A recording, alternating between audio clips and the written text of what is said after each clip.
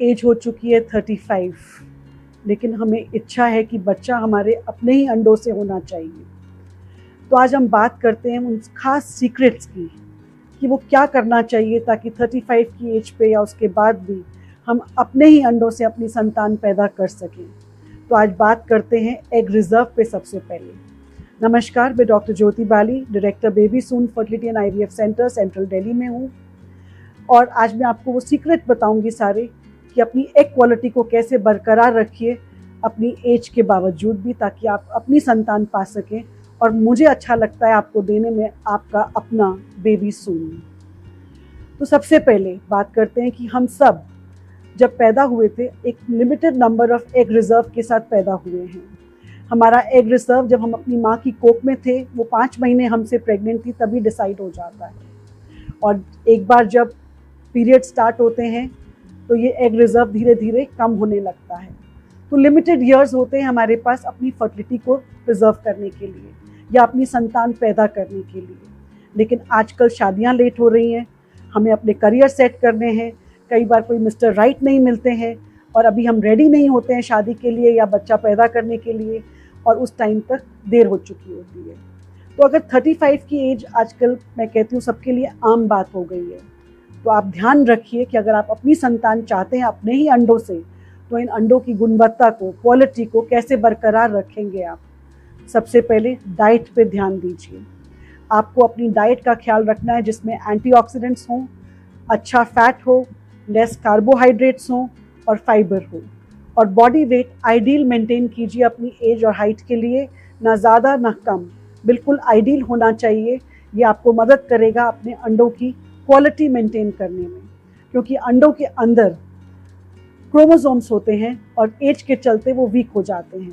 या तो प्रेगनेंसी होगी नहीं अगर इनकी क्वालिटी अच्छी नहीं हुई तो, और अगर होगी तो मिसकैरेजेस होने का चांस बढ़ जाता है, यानी रिपीटेड अबॉर्शंस। तो अपनी डाइट का ख्याल रखिए। उसके बाद एक्सरसाइज ज़रूर करिए रोज़ हाफ एन आवर के लिए। इससे अच्छे हार्मोन्स रिलीज़ होंगे, हार्मोनल बैलेंस बना रहेगा और स्ट्रेस कम करने में भी मदद करेगी ये एक्सरसाइज। स्ट्रेस बढ़ता है तो कॉर्टिसोल लेवल्स बढ़ते हैं, कॉर्टिसोल लेवल्स बढ़ते हैं तो हार्मोन्स का मिल्यू खराब होता है, हार्मोन्स का मिल्यू खराब होता है तो डेफिनेटली एग क्वालिटी पे फ़र्क आता है।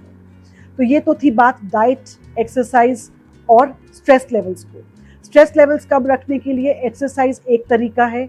उसके बाद वर्क लाइफ बैलेंस देखना है हमें, मी टाइम देखना है, कुछ रिक्रिएटिव एक्टिविटीज़ जिसमें हमारा मन लगे, हैप्पी रहें हम, स्ट्रेस फ्री रहें, इस पे ध्यान देना है।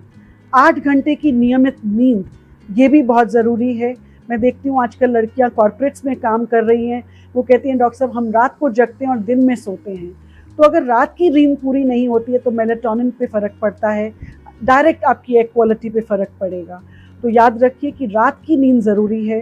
गैजेट्स को सोने से 1.5-2 घंटा पहले दूर कर दीजिए, मोबाइल ऑफ कर दीजिए, स्क्रीन टाइम लिमिटेड रखिए।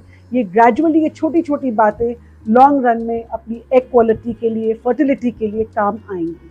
कैफीन और अल्कोहल का सेवन आपकी एग क्वालिटी को ख़राब करेगा। तो अगर आप कैफीन लेते हैं तो कम मात्रा में लीजिए, अल्कोहल से दूरी बनाइए। और टॉक्सिन्स, हमारे एनवायरमेंटल टॉक्सिन्स आजकल इतने हैं कि हमें खुद सोचना पड़ता है कि इनसे कैसे बचा जाए, कैसे दूर रहा जाए। ये भी डायरेक्ट या इनडायरेक्ट तरीके से हमारी एग क्वालिटी को ख़राब करते हैं। अगर आप अपना बच्चा चाहते हैं और अपनी एग क्वालिटी को मेंटेन करना चाहते हैं तो इन सभी बातों पे आपको ध्यान देना होगा। अब ऐसे कौन से सप्लीमेंट्स हैं जो आपको लेने चाहिए अपनी एग क्वालिटी को मेंटेन करने के लिए, ताकि आप अपनी ही एग से अपना बच्चा पा सकें। तो आप लेंगे फोलिक एसिड, एंटीऑक्सीडेंट्स में कोक्यू एंजाइम, और साथ में लेंगे विटामिन ई और विटामिन डी।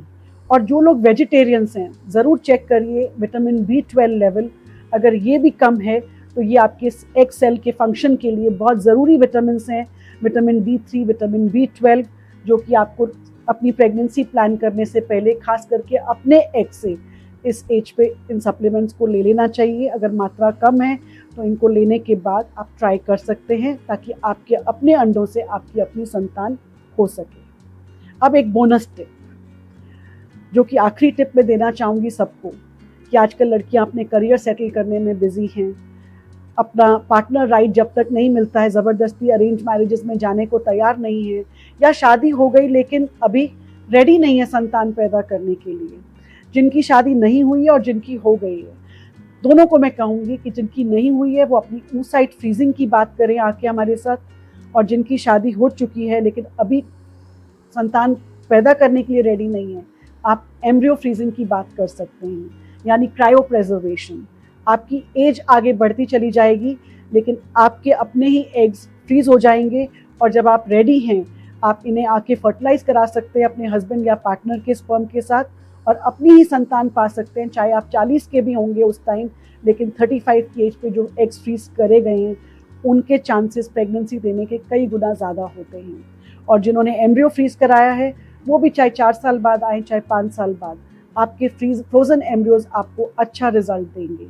तो ये थी आपके लिए बोनस टिप्स और कुछ चीज़ें जो आप अपनी एग क्वालिटी के लिए कर सकते हैं। नमस्कार from Baby Soon Fertility and IVF Center, and I hope all of you have your own baby with Baby Soon.